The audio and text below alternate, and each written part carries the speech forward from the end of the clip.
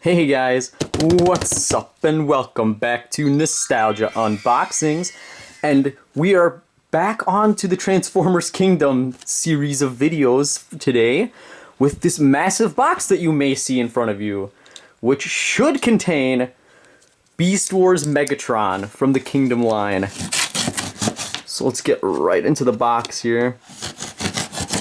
Man, I've been saving this one for the last one so far because there is the other line that's coming out, the other wave I mean, but I've been saving this one for like the last part of this just because I know I'm probably going to be super impressed with it, and it's just the biggest one. I think it's the biggest Beast Wars one, at least that was part of the original like Kingdom line, I guess.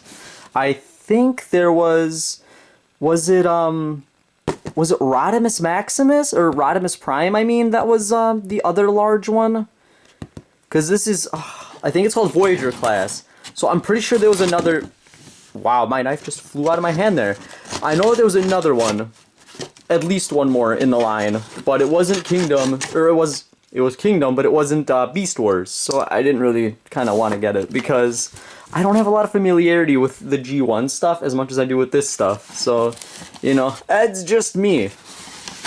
But here it is. In its big old box. Let's take this away. And yeah, it is pretty big here. Oh, leader class, my bad. Leader class. And take a look at that, Megatron. Ah, I didn't get lucky. So I actually saw some forum posts that are from a while ago, but apparently at least one person has found had found a Megatron figure, a Beast Wars Megatron figure, that had a different head sculpt with his mouth open. And it turned out that that was actually the intended head sculpt for the recolor of this figure that's called T-Rex, and it's a Maximal. And I believe that was, at least in the USA, a Target Red Card exclusive. But before even that was revealed, people, you know, that guy found the one with the weird head sculpt, so people already started figuring that it was going to be some sort of repaint. But yeah, so no luck on that. So you just get the regular closed mouth head sculpt if you can see it. Well, we'll see it later. But take a look at that box art. We got him shooting his little freaking laser, which I remember very fondly from the PS1 game. That was his main weapon. Just being cool and menacing. And then we got his kind of Barney-looking T-Rex mode there. Let's take a look at the back. Really? Only 27 steps? Wow, I'm kind of surprised about that. Alright, so apparently he converts in 27 steps into Barney the Purple Dinosaur. Predacon, of course. And what is this little code thing? WFCK10. So for any of you wondering, I don't know why I folded my knife up. For anyone wondering about the cost, this figure, I think it retailed for about, what was it, like $49.99, I want to say? Yeah, I think $49.99 was about what it costs in most stores. Obviously, you know, your mileage may vary because of scalpers and different stores charging different prices for whatever reason. I will, of course, try to find the best price I can and put it in the comments or in the description or both. I always repeat myself. I feel like I say that like every time, but then I end up doing both every single time, so there's really no point. But yeah, I will try to find you guys the best price. Did I not get through this tape all the way? What the heck? What gives? If you would like to get this figure yourselves, and now this box does not want to open up. It is. There we go. All right.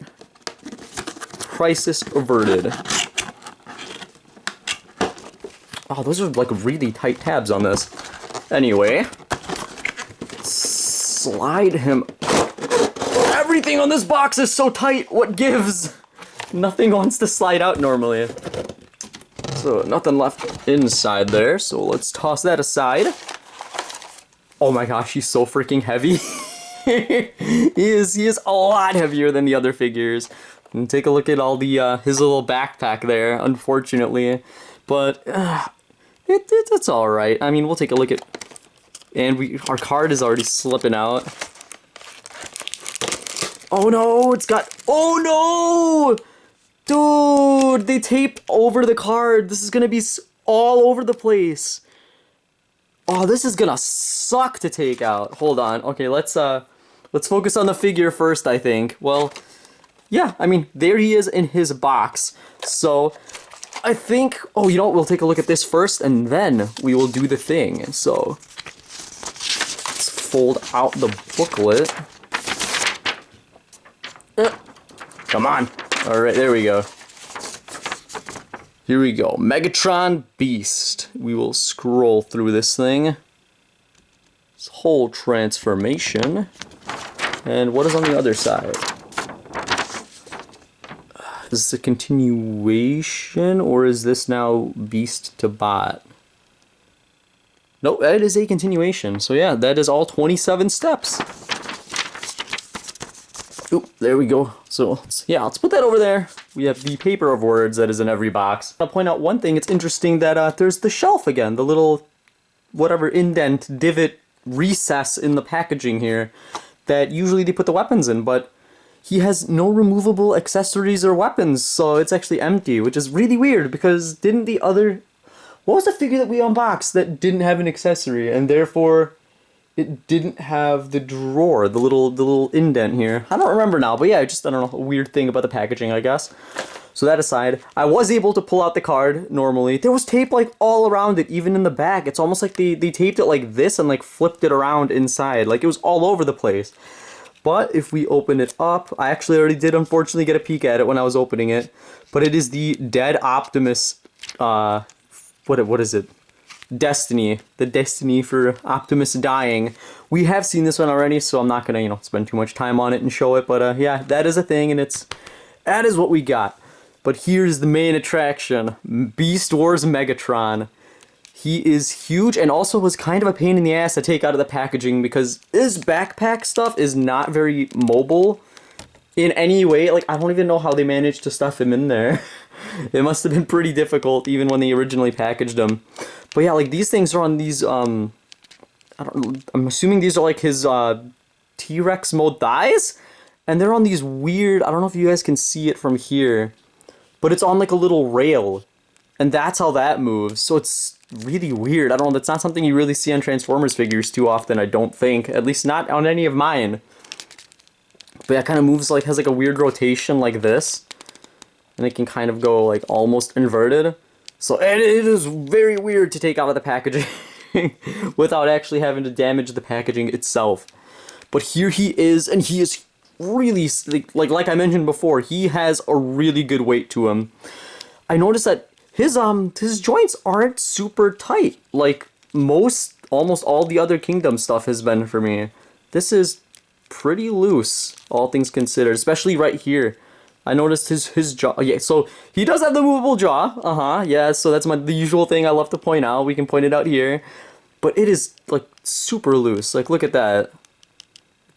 Thankfully it does still like hold.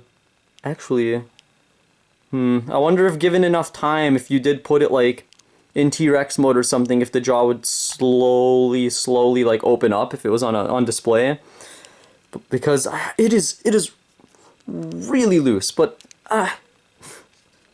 enough with the bad stuff. Let's talk about the good stuff, guys. Look at him! Look at the paint job. This is freaking beautiful. So, Beast Wars Megatron is probably one of my favorite character designs in Transformers ever.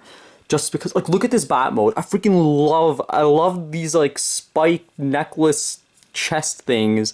I think they look amazing and frame his head super well. Is this on a ball joint? Wait, oh my gosh, there's actually still, like, bands and stuff here that I haven't taken off yet. Okay, well, we'll get into that later, probably during the transformation, I think. That is, like, really deep in there. I don't even know how I'm gonna have to get in there. But he does have the movable head. Sorry, I just wanted to make sure. It's like, it has a really weird rotation. I'm not sure if it's a ball joint or not. But I don't want to, like, it doesn't feel entirely like one. I don't know, it's got some weird free play looking up and down. That is very bizarre. But here, let's zoom in on the head sculpt. Boom. Take a look at that. Not as... I want to say it's not as nice as I thought Dinobot's was. I feel like Dinobot's head sculpt was like the creme de la creme of non-masterpiece head sculpts, at least in my opinion. But it's certainly not bad. I do think the T-Rex head sculpt that I mentioned looks a little better. The guy who found it did post screenshots of how it looked on the Megatron, and it looked pretty cool. The only downside, though, is that they didn't, like, so he's showing his teeth in the T-Rex sculpt, but they just painted the purple all over the teeth. So, like, that one thing looks really weird, but that's something you could easily touch up yourself if you wanted to make it look a little bit better. But yeah, I kind of like that one just a slight bit better, I feel, than this one.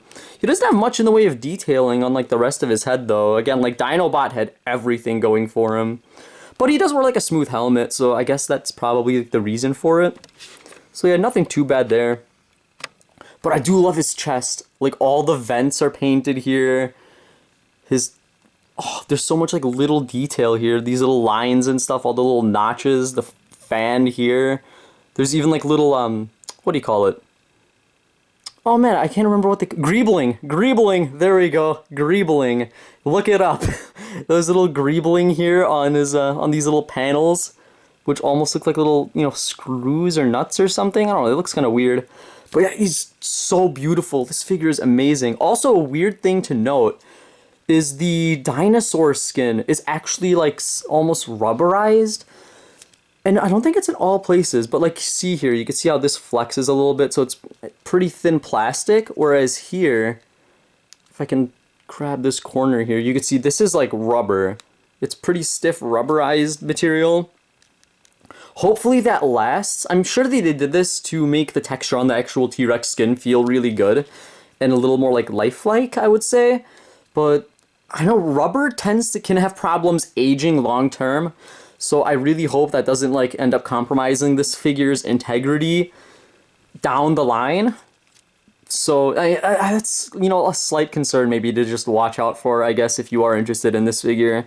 Although I don't think it's going to be too bad, because I feel like they've done soft Transformers before, like soft pieces, so they probably have worked out a lot of those kinks maybe that could arise. Maybe, I would hope they do, because this is an amazing figure, and I'd hate for the rubber to start, like, cracking up and stuff due to changing humidity and stuff like that. That would really suck, but yeah, you got his T-Rex feet that don't really change into anything from his T-Rex mode to robot mode, but I think that's also just part of his look, is that he just has those bestial feet, all the toes, and then the T-Rex head, of course, which I think is super iconic, to have the T-Rex head arm.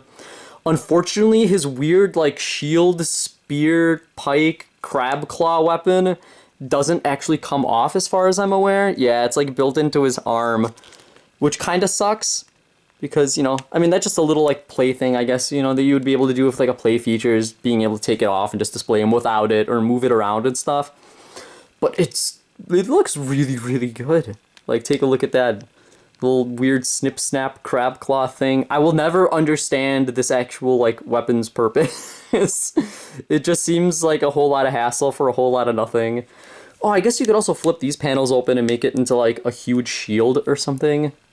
I don't know. You gotta use your imagination sometimes, right? But yeah, so far in robot mode, well, yeah, let's take a look at the back too, I guess. And we already kind of saw a little bit of it, but it looks really good from, like, you know, here down, and then you just have the big backpack. It's not super bad from the front, obviously. I feel like we can kind of see that. And I do think having, like, some stuff sticking out from the back does make him look larger and just more imposing as a character. So I don't mind this at all. I know a lot of people do have some issues with characters that have big backpacks. And this is definitely the biggest backpack I think that I've seen, possibly ever, in terms of how much this probably weighs if you had removed it. This is a whole lot of parts folded up here, which will probably be pretty fun to go through during the transformation. And by fun, I mean tedious and annoying, but we'll see.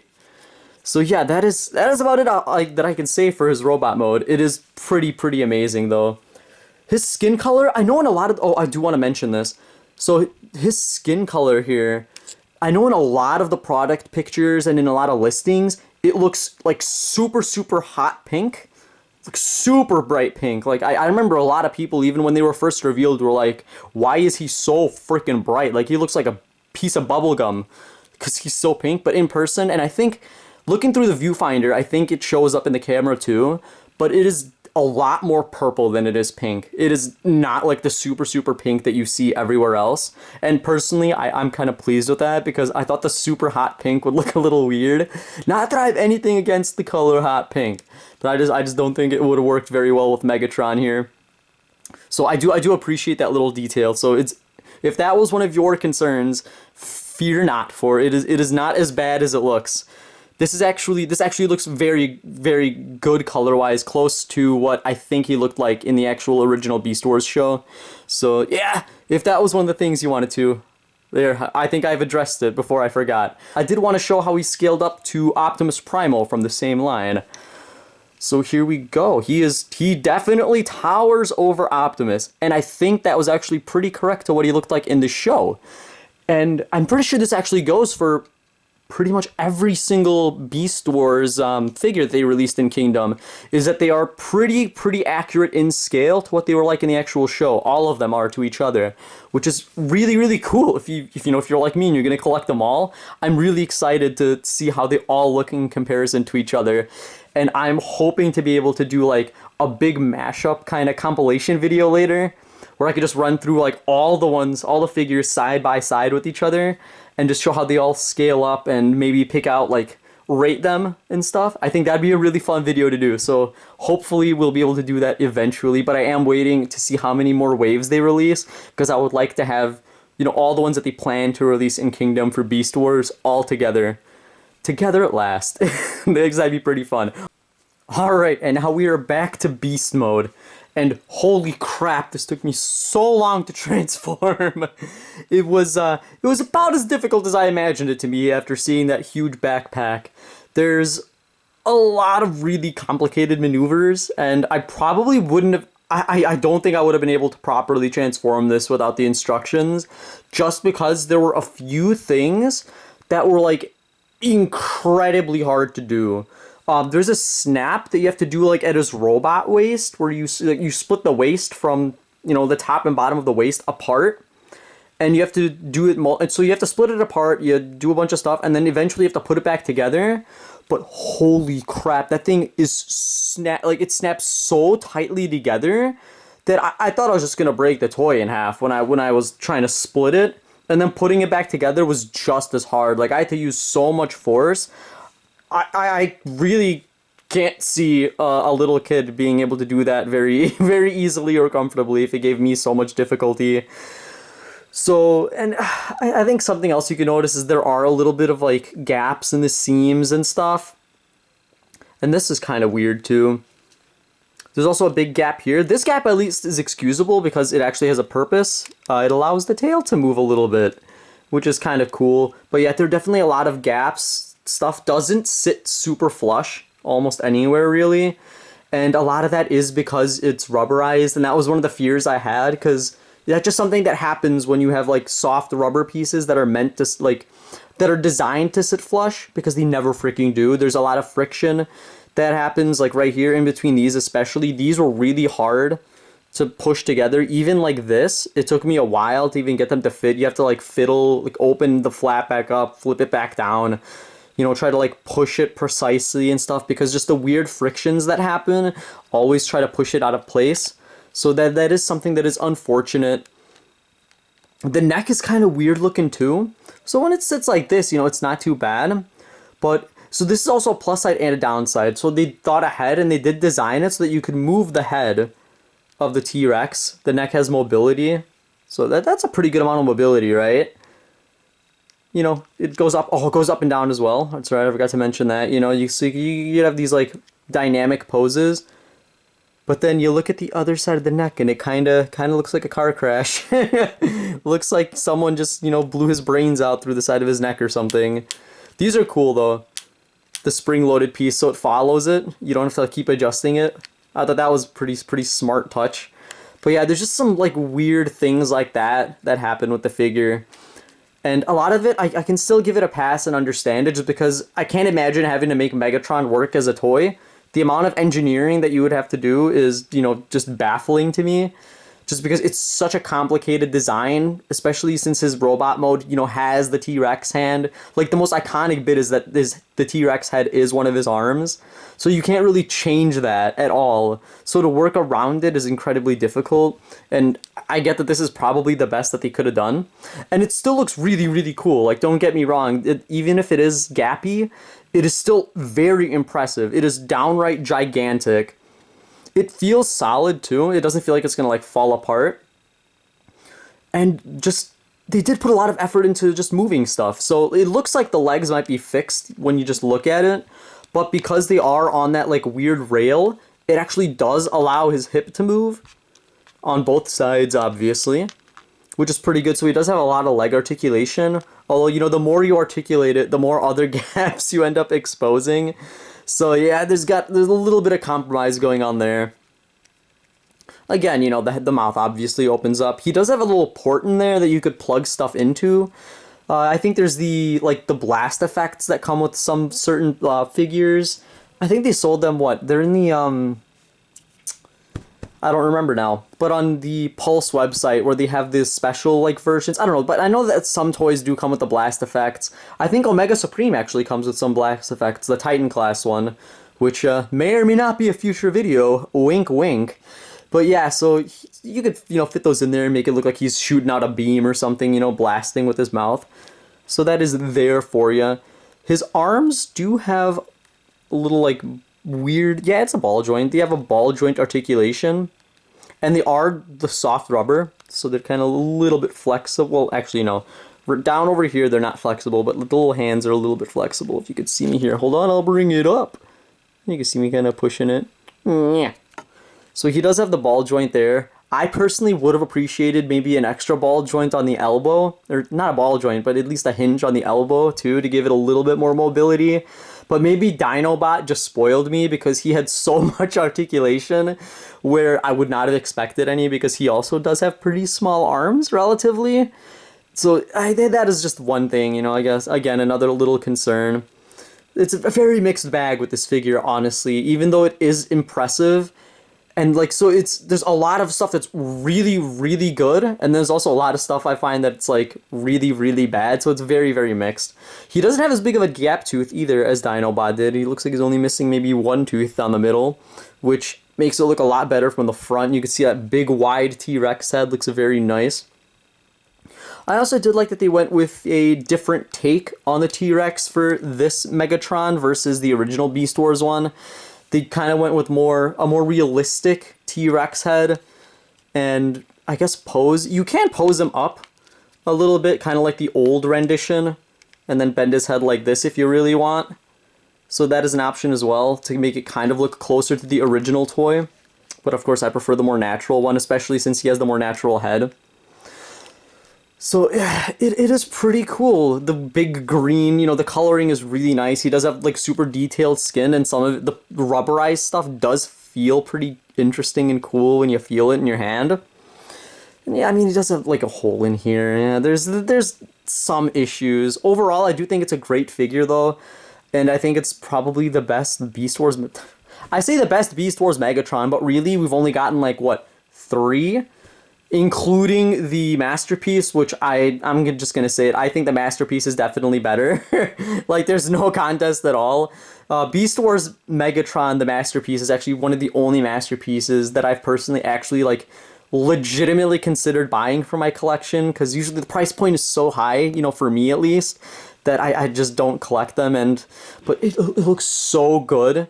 So yeah, I mean, if you do want like the super accurate, like the best of the best for your collection, I would get the Masterpiece if you have it in your budget. But I think this is a pretty great stand-in. If you don't want to spend so much money, you can get this one. I think so. Yeah, it's like $49, you know, plus minus. I'll of course try to find the best price, as I said before. But yeah, you know, I thought I was going to be a little bit more impressed than I actually was seeing this figure. I'm still impressed. I think it's great, and I love having it, because Beast Wars Megatron was something I've always wanted to have, even as a kid, and never did. So it's really cool for me to actually have one now. But yeah, you know, it's one of those things where you hype it up, you know, for like your whole life, really, ever since you're a kid. Like, man, this would be such a cool toy to have. I can't wait to get it one day. And then you kind of get it, and it's just like, huh. I mean, it's all right. So yeah, I guess that really is the takeaway. I mean, it's a good figure, but it's not a great figure. Is the best way I can really put it. And that's just about all I can say, I think, about it. So I hope you guys enjoyed watching this video as much as I enjoyed making it. And if you did, please do like, comment, and subscribe because that helps out the channel tremendously. And I'd love to hear your opinions on this figure as well, since I have, you know, a very mixed opinion myself, so it'd be cool to hear what any of you guys have, or maybe any comparisons if you have the original Beast Wars Megatron or the reissue, how those two toys compare. Because let's be real, okay, so one of the saddest things I feel is that they didn't bring back the water squirting gimmick. The original Beast Wars Megatron, his head, the whole gimmick with his head is that you can dunk it underwater, and then there's like a little button you press and he squirts a jet of water. I think that's freaking incredible. It's so stupid, but it's such a funny little gimmick. Like, I would have just, I don't know, I thought it would have been hilarious if they had brought that back. Although I can see why they don't, because that just basically puts all the metal parts at risk of rusting eventually if you keep using it. But yeah, just something, it would have been a little just fun thing for me. I don't know. I would have never used it, but it just would have been fun to have. Like, I can't even describe it. I don't know. But yeah, that's a thing. So yeah, guys, hope to see you guys in the next video. I guess if you enjoyed this one. So yeah, ta-ta, bye-bye.